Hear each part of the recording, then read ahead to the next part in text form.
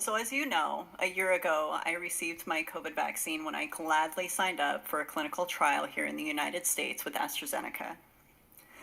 As a participant of a clinical trial, I was constantly reassured that if something were to go wrong, there would be thorough and meticulously developed protocols in place to provide a safety net, that the data would be collected and the benefits as well as the risks would be assessed and disclosed to the public. I never had any issue with any vaccine, so I figured this was going to be a smooth, easy ride. No big deal. Prior to my involvement, the pharmaceutical company agreed to pay any medical expense as a result of a possible injury. Unfortunately, for a lack of support on their part, we have had to refinance our home to pay for our medical expenses. Like Maddie's trial, we had a tracking app. Like Maddie's trial, our tracking app had pre-designated symptoms in a bullet list with no free form to add any other symptoms. So anything like tingling, tremors, seizures, paresthesias, heart problems, limb weakness. There was no way for us to track that through the app. The clinical trial report published by the New England Journal of Medicine, if I have that slide, it says that the second dose is required to continue in a study. Because my reaction was so severe, AstraZeneca told me I was not allowed to get the second dose. They dropped me from the trial. My data was lost. I was excluded from the trial results. My access to the trial app was deleted. This is different than what is found in the report, which says that these individuals chose to forego the second dose. Because I couldn't finish the series, I was removed. Why doesn't this data matter?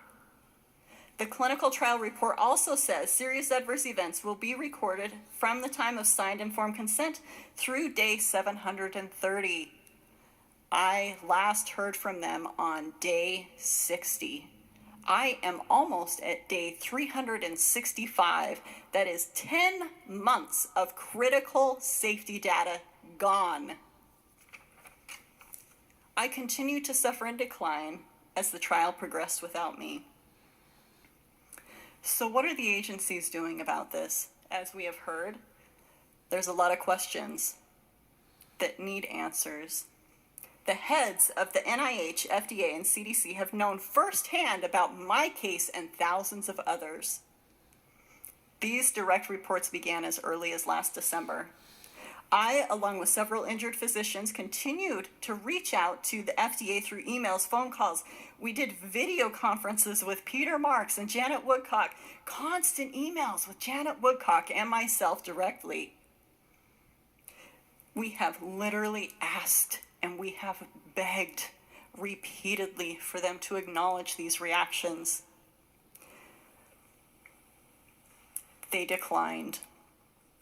They know that their lack of acknowledgement has created insurmountable barrier to our ability to receive medical care from doctors who rely on these agencies for information. They know about the issues with the clinical trials. They know about the deaths. They know about the lack of follow-up on VAERS. They know about the injuries to children. They know about Maddie. I have discussed Maddie with them.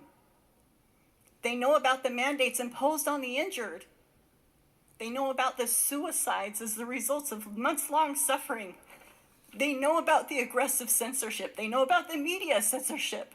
They know about the scientific censorship. They know all of it. And they have for months. What does the NIH know? I was one of a lucky few to go to the NIH for research in this area. There was about 50 to 60 people that participated in this research. There was invasive testing, all of the top of the line tests you can imagine, tests that aren't even available to the public. We were instructed by the NIH not to talk about the research. We gladly complied, confident in their reassurances that they would publish their research last summer, which would finally open the door for all victims, all of these people, to receive appropriate medical care. Unfortunately, the NIH is no longer accepting calls on behalf of the injured. This happened shortly after the FDA met with us. This vital lifeline that saved hundreds, myself included, and maybe thousands, that lifeline has now been cut off.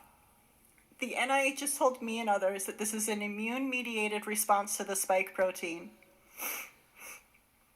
CDC, FDA, NIH, we do exist. Your system is broken and you know it. You are constantly and persistently telling the public that your review of the data is thorough and your safety signaling systems are robust, when in reality, there is huge gaps in your system every single step of the way.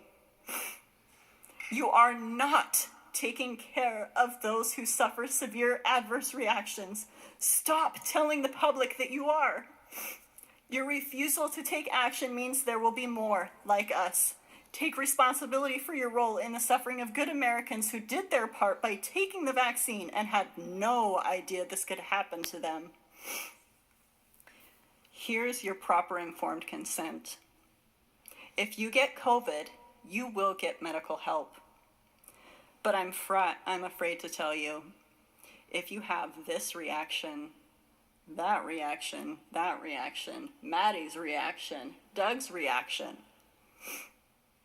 you are on your own. The government won't help you. The drug companies won't help you. Your medical teams will have no idea what to do with you. Financially, you will be on your own. You will be completely on your own. I would like to finish with a letter from a friend.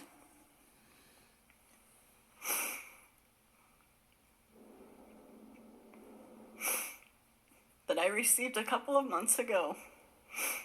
Bree.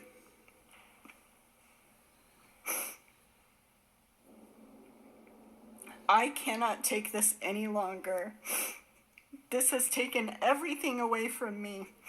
My career, my family, my life. My body will not stop attacking itself. And this is beyond the worst amount of torture. They have further erased my very existence. Please accept my apologies. I must bid farewell to this world. Please tell our stories.